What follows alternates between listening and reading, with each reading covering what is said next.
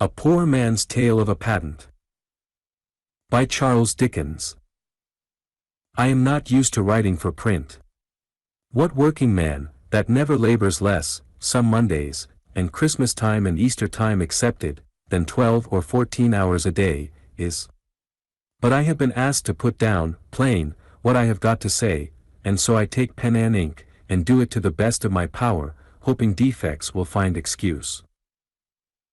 I was born nigh London, but have worked in a shop at Birmingham, what you would call manufactories, we call shops, almost ever since I was out of my time. I served my apprenticeship at Deptford, nigh where I was born, and I am a smith by trade. My name is John. I have been called Old John ever since I was 19 year of age, on account of not having much hair. I am 56 year of age at the present time, and I don't find myself with more hair, nor yet with less, to signify, than at 19 year of age aforesaid. I have been married 35 year, come next April. I was married on All Fool's Day. Let them laugh that will. I won a good wife that day, and it was as sensible a day to me as ever I had. We have had a matter of 10 children, 6 whereof are living. My eldest son is engineer in the Italian steam packet Mezzogiorno, plying between Marseilles and Naples, and calling at Genoa, Leghorn, and Civita Vecchia. He was a good workman. He invented a many useful little things that brought him in nothing. I have 2 sons doing well at Sydney, New South Wales, single, when last heard from. One of my sons, James, went wild and for a soldier, where he was shot in India, living 6 weeks in hospital with a musket ball lodged in his shoulder blade, which he wrote with his own hand. He was the best looking. One of my 2 daughters, Mary, is comfortable in her circumstances, but water on the chest. The other, Charlotte, her husband run away from her in the basest manner, and she and her 3 children live with us. The youngest, 6-year-old, has a turn for mechanics. I am not a chartist, and I never was. I don't mean to say but what I see a good many public points to complain of, still I don't think that's the way to set them right. If I did think so, I should be a chartist. But I don't think so, and I am not a chartist. I read the paper, and hear discussion, at what we call a parlour, in Birmingham, and I know many good men and workmen who are chartists. Note. Not physical force. It won't be took as boastful in me, if I make the remark, for I can't put down what I have got to say, without putting that down before going any further, that I have always been of an ingenious turn. I once got £20 by a screw, and it's in use now. I have been 20 year, off and on, completing an invention and perfecting it. I perfected of it, last Christmas Eve at 10 o'clock at night. Me and my wife stood and let some tears fall over the model, when it was done and I brought her in to take a look at it. A friend of mine, by the name of William Butcher, is a chartist. Moderate. He is a good speaker. He is very animated. I have often heard him deliver that what is, at every turn, in the way of us working men, is, that too many places have been made, in the course of time, to provide for people that never ought to have been provided for, and that we have to obey forms and to pay fees to support those places when we shouldn't ought. True, delivers William Butcher, all the public has to do this, but it falls heaviest on the working man, because he has least to spare, and likewise because impediments shouldn't be put in his way, when he wants redress of wrong or furtherance of right. Note. I have wrote down those words from William Butcher's own mouth. W.B. delivering them fresh for the aforesaid purpose. Now, to my model again. There it was, perfected of, on Christmas Eve, gone nigh a year, at 10 o'clock at night. All the money I could spare I had laid out upon the model, and when times was bad, or my daughter Charlotte's children sickly, or both, it had stood still, months at a spell. I had pulled it to pieces, and made it over again with improvements, I don't know how often. There it stood, at last, a perfected model as aforesaid. William Butcher and me had a long talk, Christmas Day, respecting of the model. William is very sensible, but sometimes cranky. William said, "What will you do with it, John?" I said, "Patent it." William said, "How patent it, John?" I said, "By taking out a patent." William then delivered that the law of patent was a cruel wrong. William said, "John, if you make your invention public, before you get a patent, anyone may rob you of the fruits of your hard work. You are put in a cleft stick, John.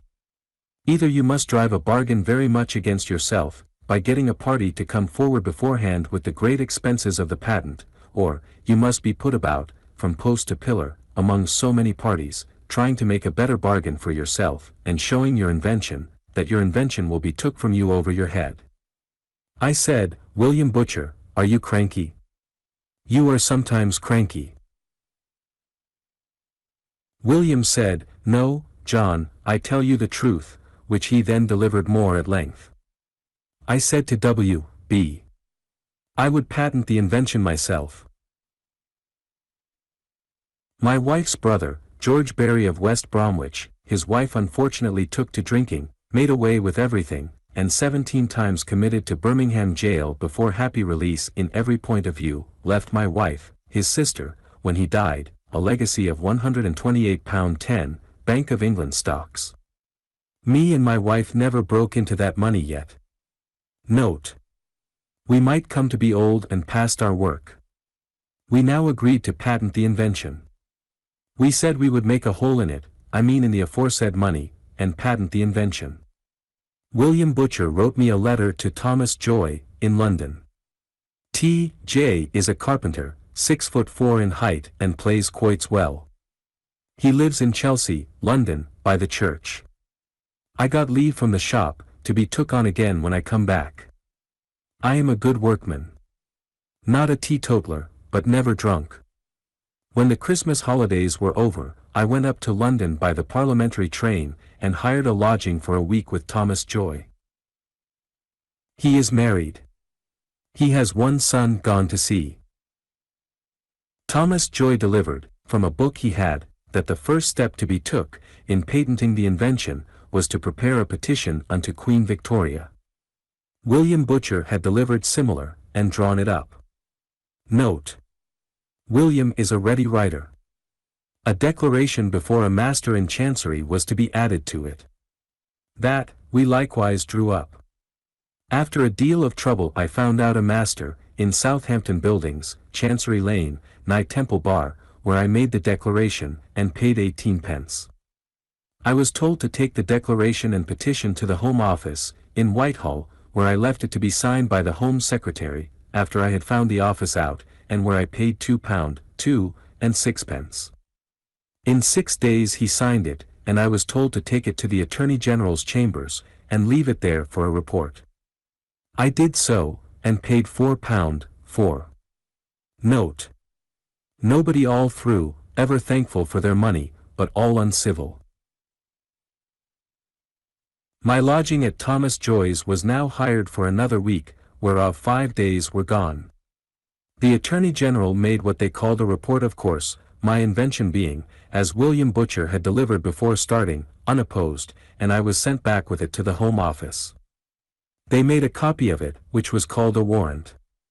For this warrant, I paid £7, 13 and 6.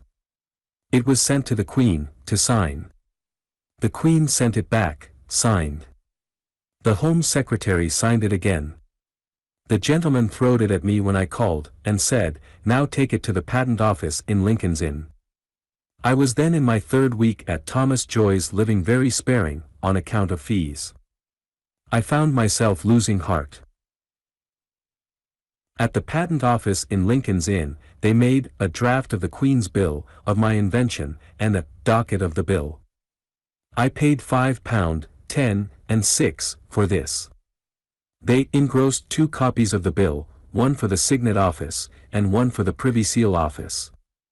I paid £1, 7 and 6, for this. Stamp duty over and above, £3. The engrossing clerk of the same office engrossed the Queen's bill for signature. I paid him £1, 1. Stamp duty, again, £1, 10. I was next to take the Queen's bill to the Attorney General again, and get it signed again. I took it, and paid £5 more.